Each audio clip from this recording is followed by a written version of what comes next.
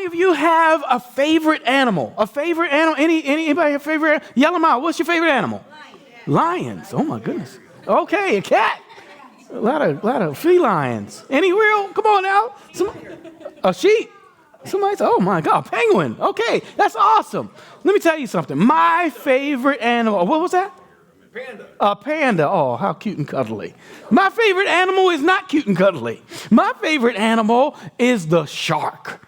I love sharks. I've always loved sharks since I was a kid. My favorite shark is the tiger shark, right? It has these serrated teeth that could just slice through anything. Their favorite food is turtles. I know everything about the tiger shark, probably more than I need to know that's even helpful for anybody, right?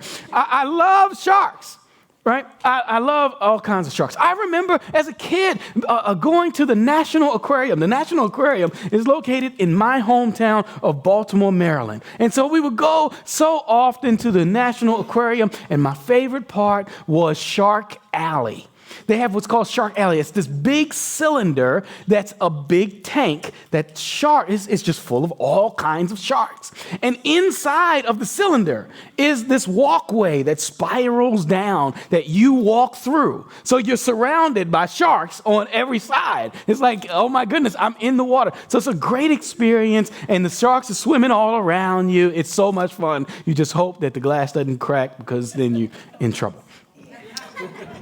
But as a kid, going to the National Aquarium and loving sharks like I do, I remember when this movie came out. This movie was called Jaws.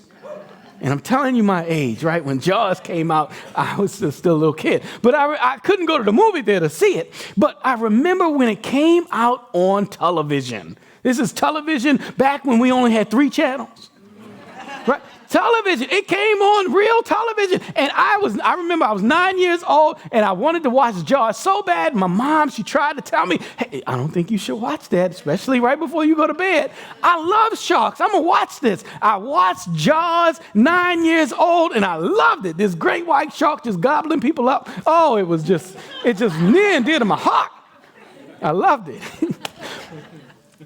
But I remember going to bed that night. And I got tucked into my little bed, had my pillow, and I remember drifting off to sleep. And all of a sudden, sometime in the middle of the night, my pillow turned into Jaws. It woke me up. It startled me. I'm looking at my pillow and I'm screaming at the top of my lungs. I look around my room, and my room was painted blue at that time. So in my mind, I'm underwater. I'm sinking, and Jaws is getting me. I'm screaming at the top of my lungs. You see, my heart at that moment was full of fear. Full of fear. And fear is something that we all have to deal with. Fear is something that we all encounter somewhere in our lives. Fear can be powerful, can it? Fear can be debilitating. Fear can freeze us like a deer in headlights.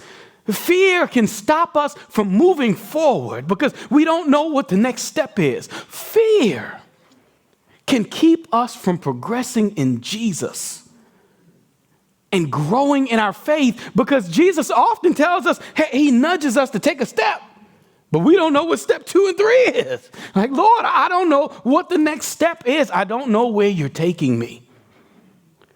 Fear can really slow us down and keep us from being all that God has created us to be.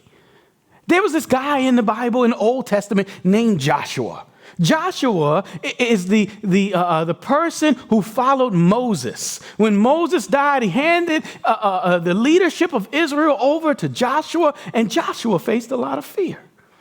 Joshua had to be the guy, the one who led the people of Israel into the promised land. Moses led these people for 40 years, and he wasn't able to take them there, but Joshua was going to be the one to take them there. But not only that, they're going into a new place, a place where they really don't know where it is, what's going on. They're going to be led in faith by God into this new place that he promised them that they've never seen before. But there's also enemies that they will have to face on the way. You know, sometimes we avoid challenges because I don't want to deal with them. I don't want to deal with that. I don't want to deal with that pain.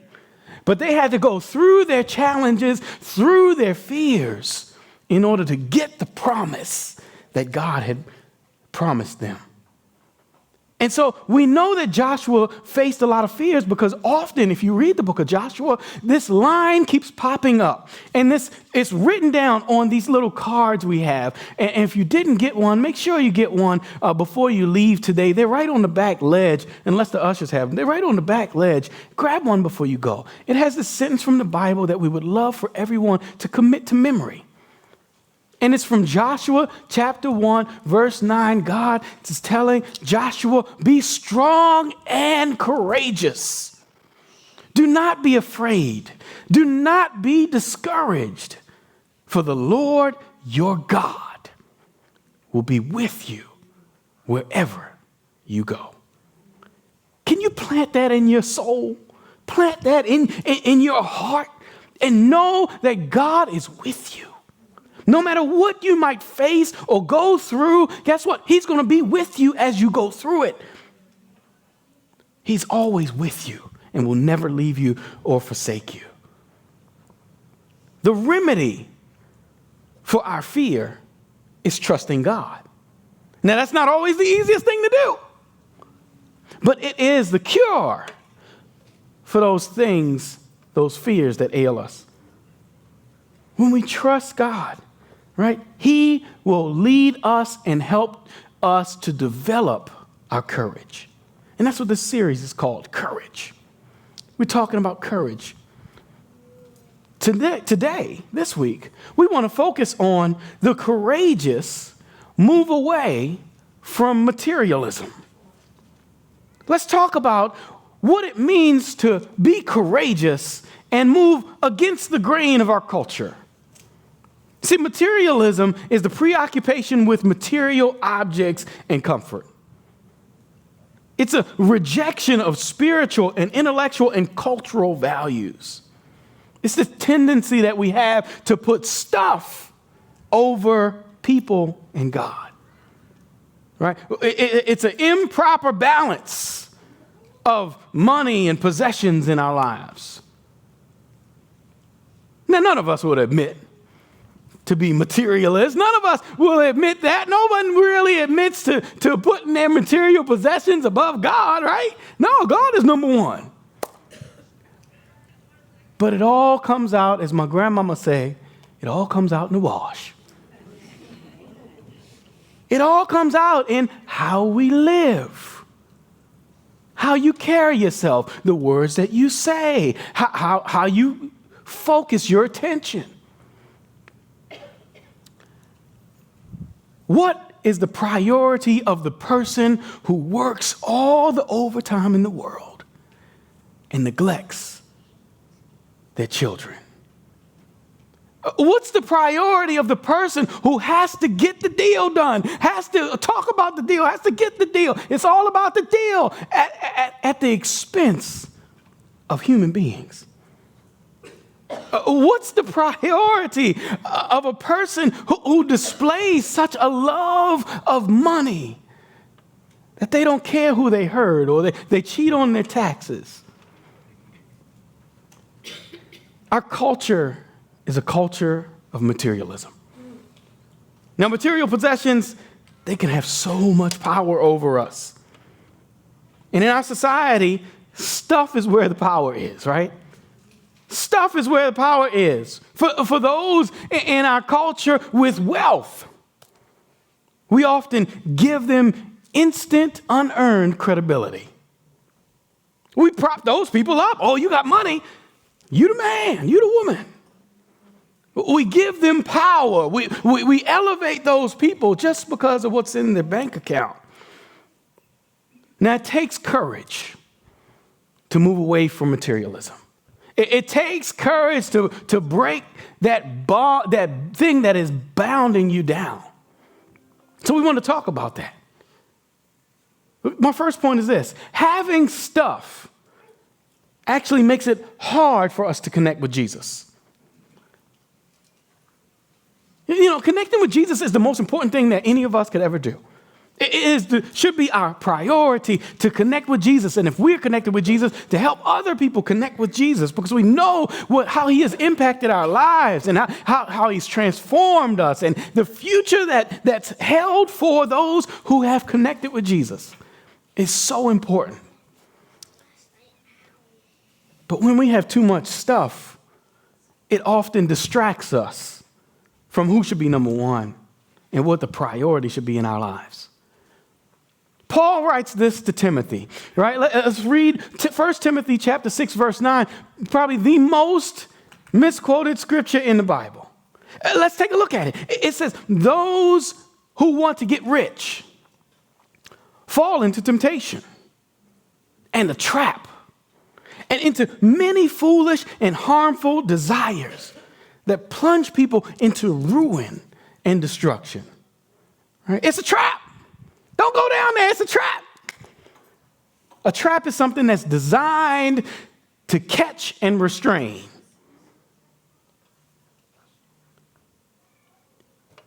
When we rely on money instead of God for our safety and our security and our comfort and our joy, we end up moving ourselves further and further away from him. Sometimes I know people tell me all the time, man, I just don't feel as close to God as I used to. And I normally ask them this question: who moved? You're not going anywhere. It's a trap to think and imagine that money saves us, that money can be our source, that possessions can be what brings us joy and happiness. How many of you like potato chips? Potato chips? Look, my wife is pointing at me like, I know I like potato chips. I don't need you to remind me. I'm just trying to tell somebody something. I love potato chips. I'm going to admit it. You don't have to tell everybody. I am a potato chipaholic. I'm admitting it right now. Is there a 12-step program for potato chips? I need to be in it, right? Because what's the problem with potato chips? What Pringles says, once you pop, you can't stop. And don't let the potato chips be Utz red hot potato chips. Lord, have mercy. My soul doth magnify the Lord. Thank you for that creation, Lord. But let me see. You get me a bag of red. Don't look. Please do not buy me a bag, because sometimes I'll say something in a message, and it'll end up being in my office when I get there. Somebody will come on my day off, please do not buy me any flavor of potato chips. But when I get a bag of potato chips, let me tell you, when I crack that thing open, I just can't stop. It's something. When I get one, I gotta have two. And when I gotta have two, I gotta have four.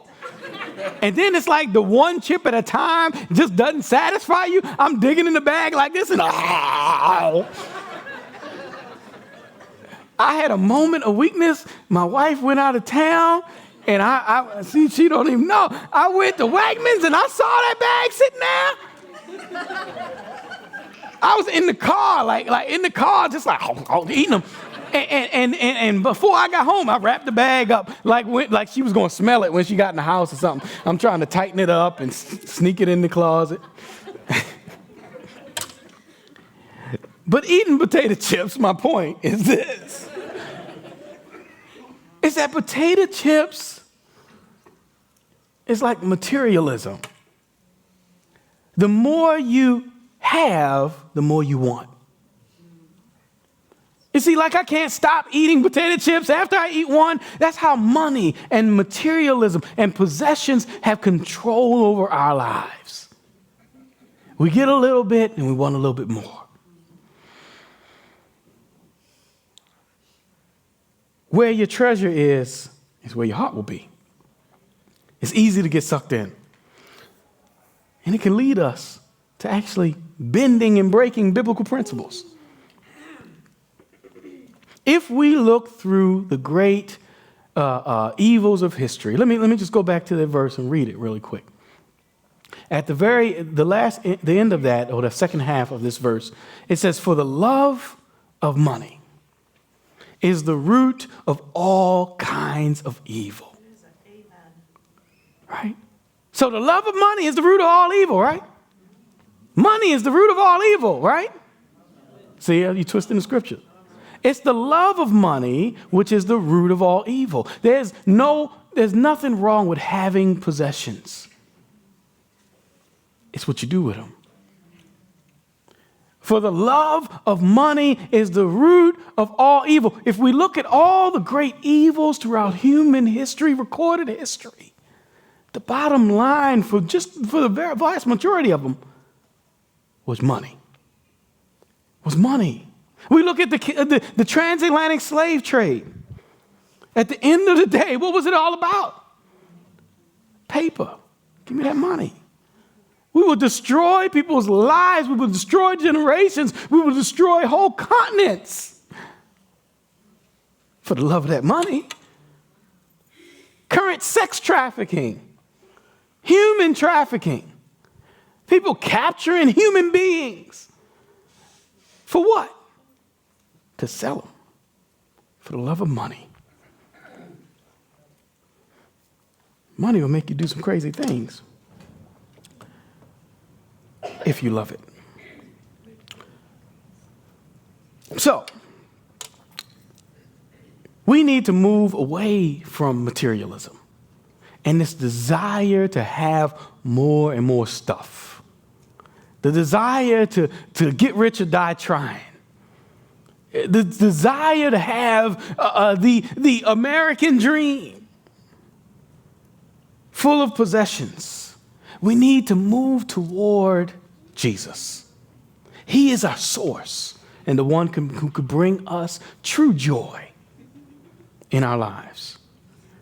Now, courage, point number 2, is what gets us free from materialism.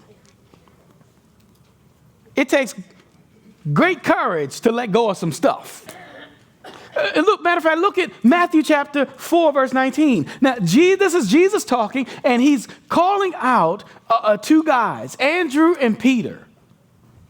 And he tells them this. He says, "Come, follow me, and I will send you out to fish for people." Now, that language there is very significant to Andrew and Peter because they were fishermen. That was their occupation. That was their job. They were part of the Zebedee Fishing Corporation.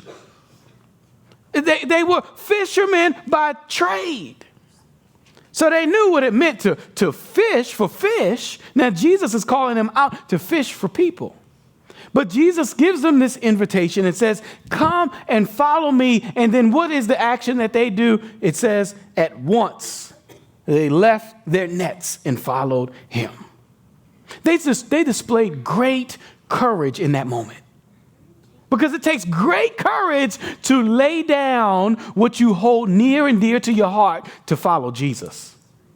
If Jesus calls you out of something that is so profitable, most people be like, Jesus, I could worship you on Sunday.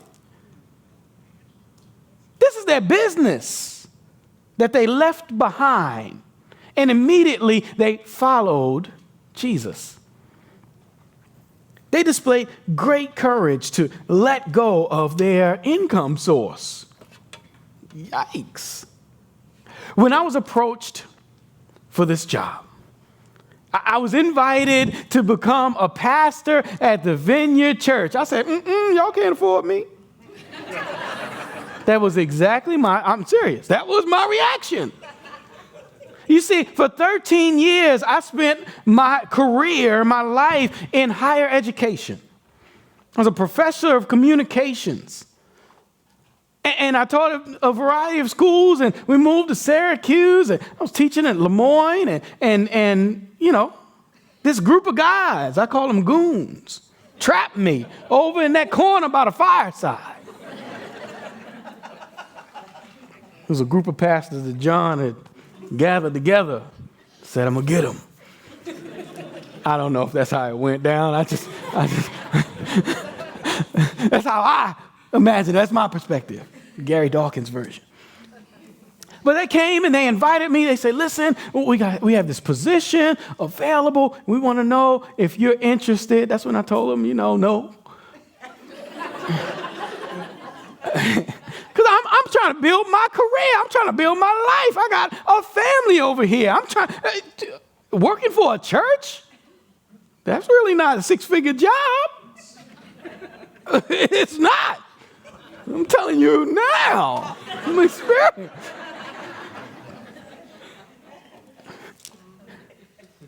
But they invited me, and I had to make a choice. I had to make a choice whether to continue to pursue what I felt my career was, what I had gone to school for, or obey this stirring that was going on the inside, that now somebody on the outside said something that was already going on the inside. You know when God is talking to you. And I said, I apologize. I had a meeting with John, and I literally sat down, and I apologized for my reaction. And I accepted a position. And I'm, pastoring now. I'm not here for the applause, but I appreciate it. Throwing me off. You're throwing me off. Where am I in my notes? Just kidding.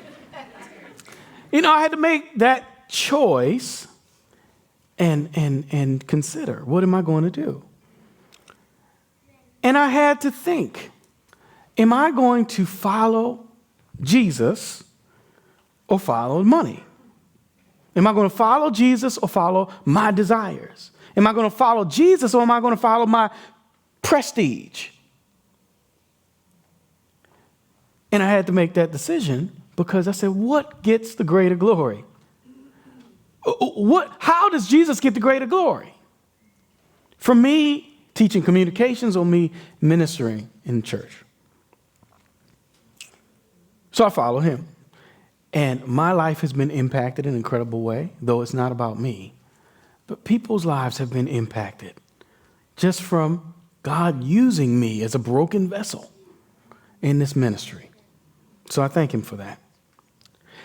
Jesus has a call for you. He has something that he is inviting you into.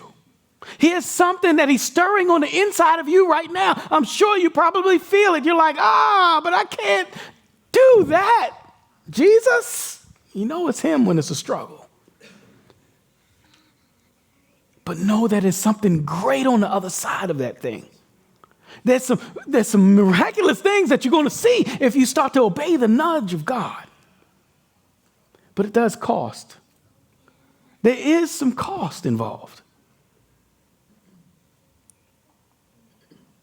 The question is, are you going to follow Jesus even if there's a cost? It took incredible courage for Peter to step away from his career to follow Jesus, to give up his business, his income to follow Jesus. It took incredible courage. What would you be willing to pay or to give up to see Jesus preach live? What would you be willing to give up to be empowered to heal people? To be empowered to do all types of miraculous things throughout your life?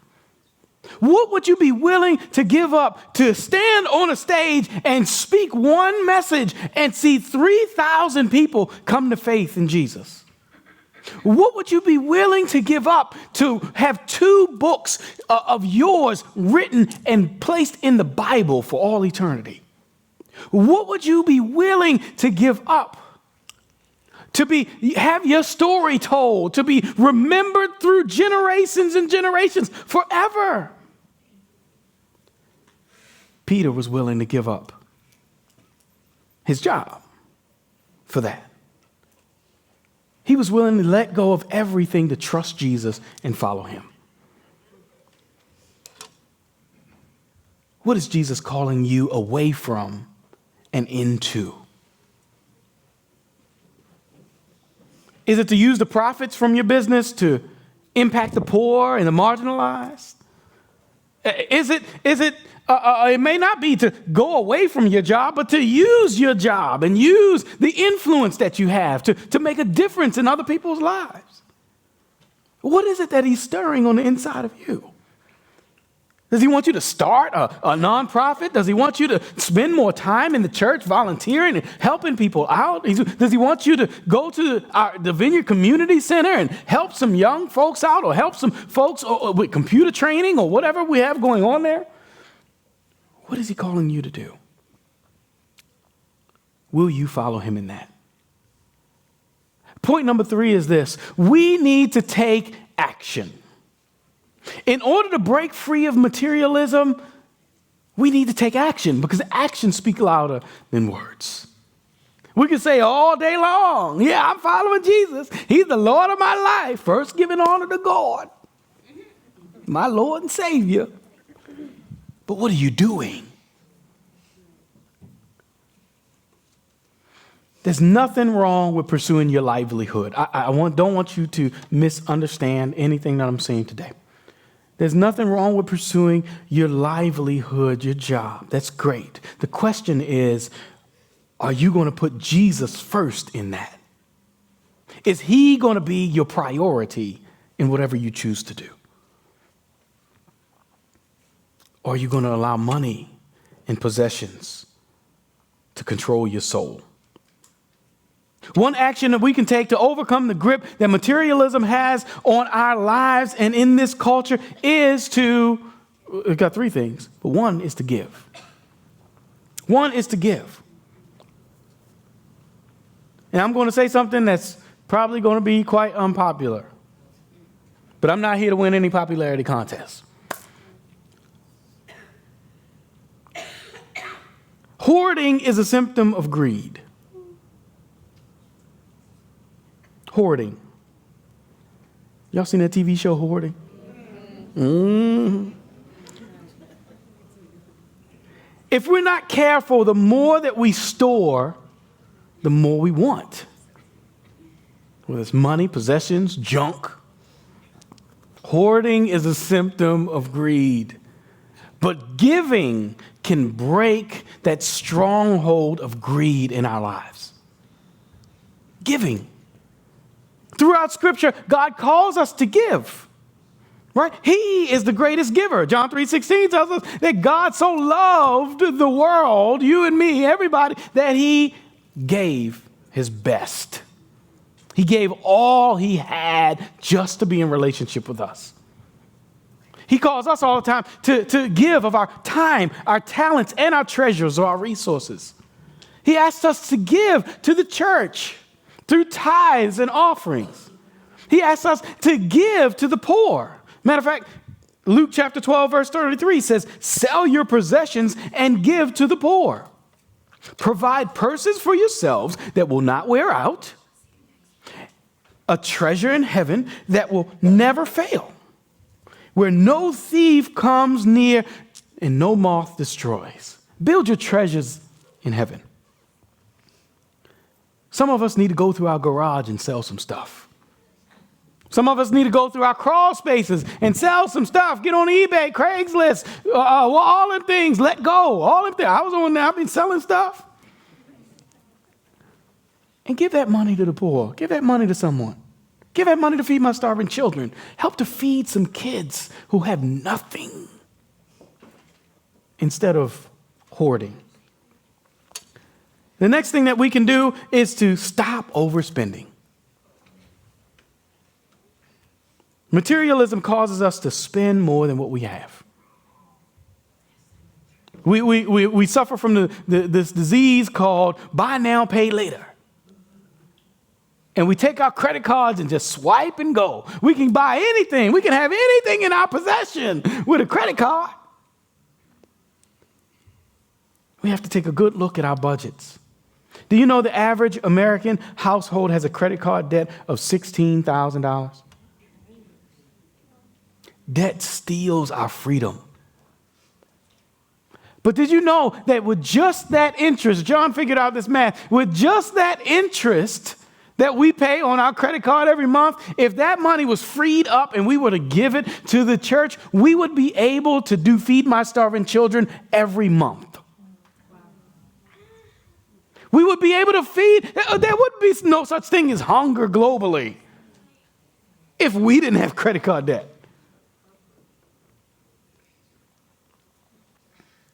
Proverbs chapter 22, verse 7 says, the rich rule over the poor, and the borrower is the slave to the lender. We're slaves in this world of debt. It's the new slavery. It's all kinds of different ways of slavery. But we owe. And we can't be freed up to do what we want to do, what we need to do, what God is calling us to do, what he's nudging us to do, because we have so much debt. Now, the last thing that we can do is to save. The last thing we should do is save. Proverbs chapter 13, verse 11 says this, dishonest money dwindles away, but whoever gathers money little by little makes it grow. You can't bank on dishonest gain for long. God's going to get it some kind of way. You can watch these folks who are getting all this money dishonestly and be like, God, why don't you get them? He's like, oh, I'm going to get them. It's in my time, not your time. But I'm going to get them. It's going to be rough when they get it. Lord have mercy. If we agreed to start saving today, to start a plan, to look at our budgets and say, yeah, let me organize my finances in the way that God wants me to organize them. If we started to follow Jesus and do what he calls us to do, if we were to let go of whatever he's nudging us to let go of and start to move and take steps in those areas where he's asking us to step into, we would have freedom to address the crises in the world. We would have the freedom to do what God is calling us to do. We would have the freedom. You know, we see people in trouble, or see somebody that's in financial bind, or we see somebody who's homeless, or we see somebody who needs a place to stay. And then when we have debt and we have all these financial obligations, we're like, I wish I could help them. Have you ever been in that situation where you wished you could help, but you couldn't? Because you looked at your checkbook, your bank account. We need to do a better job. Every one of us. And if you're here today and you just balling, you rich, you got it all together, that's awesome. What are you doing with that wealth? We all need to take a step and look at our finances and do a better job with what God is calling us to do with our possessions. So he will make us so joyous. It's no feeling better in the world than helping somebody who is in need. Have you ever helped somebody and saw the smile on their face? There's no greater joy than showing the love of Jesus to someone who needs it. So what I'm going to do is ask you if you are all in with Jesus. If you're all in, if you're willing to listen to him, if you're willing to walk in step with what he's calling you to do, if you're willing to move in a direction where you might not see the end result, but you have faith, you trust that he's going to lead you, I'm going to ask us to consider our finances this week. Consider our possessions and listen to what the Holy Spirit is guiding us to do with what we have. If you would you grab your connection card? I'm going to ask you to make a commitment. On the back of the connection card is an action step, and it says, I will talk to someone about my finances this week. See, that's one area in our lives that we like to keep hidden, secret. But it's about time that we bring stuff to light. Talk to someone that you trust. Talk to someone in your family. Talk to your spouse. Talk to a financial advisor if you're in trouble, you need some help. Talk to someone this week and make a commitment. Check that box and say, yes, I'm going to talk to someone, whether I have it all together or don't, because all of us can be better at doing what God is calling us to do with our finances and our possessions? Start that conversation by checking that box. I'm going to invite the ushers to come forward. And what they're going to do is hand you a bucket. You could take this connection card, drop it in the bucket, and pass it down the row. And thank you so much for being willing to grow in your finances and in this area of materialism this week.